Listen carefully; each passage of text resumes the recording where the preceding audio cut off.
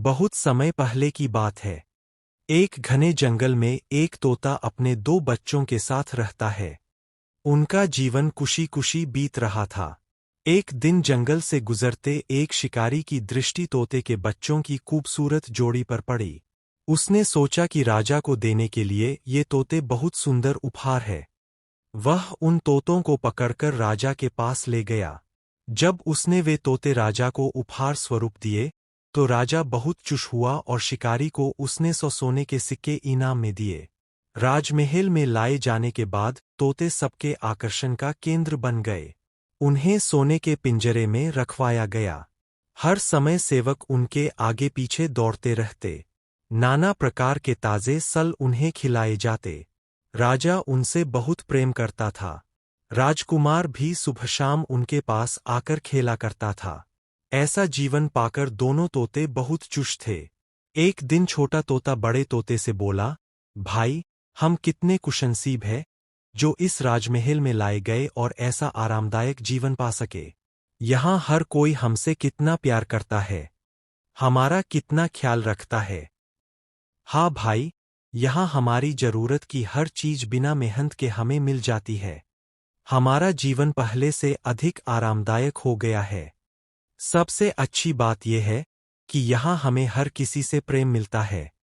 तोते को राजमहल का आनंदपूर्ण जीवन बहुत रास आ रहा था। लेकिन एक दिन सब बदल गया।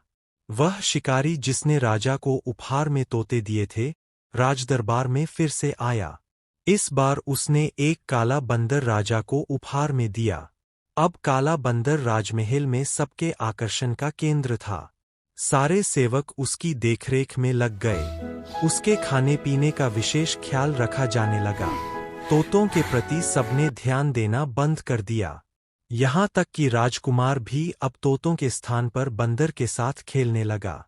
यह देखकर छोटा तोता बहुत दुखी था।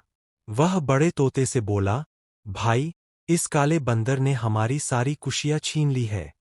इसके कारण अब हमारी ओर कोई ध्यान ही नहीं देता। बड़ा तोता बोला, कुछ भी स्थायी नहीं रहता मेरे भाई। वक्त बदलते देर नहीं लगती।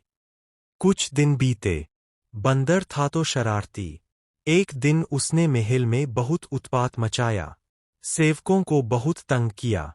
राजकुमार भी उसकी हरकत से डर गया। राजा को जब बंदर की कारस्तानी पता चली, तो उसने उसे जंगल में छोड़ आने का आदेश दे दिया। आदेश का पालन कर बंदर को जंगल में छोड़ दिया गया। उस दिन के बाद से तोते फिर से महल में सबके आकर्षण का केंद्र बन गए। अब छोटा तोता बहुत खुश था। वह बड़े तोते से बोला, हमारे दिन फिर से वापस आ गए भाई। बड़ा तोता बोला, याद रखो मेरे भाई, समय कभी एक जैसा नहीं रहता। इसलिए जब समय साथ न दे, तो दुखी नहीं होना चाहिए। बुरा समय है, तो अच्छा समय भी आएगा।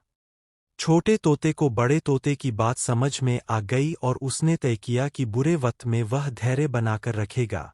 कहानी की सीख, कोई भी चीज स्थायी नहीं रहती।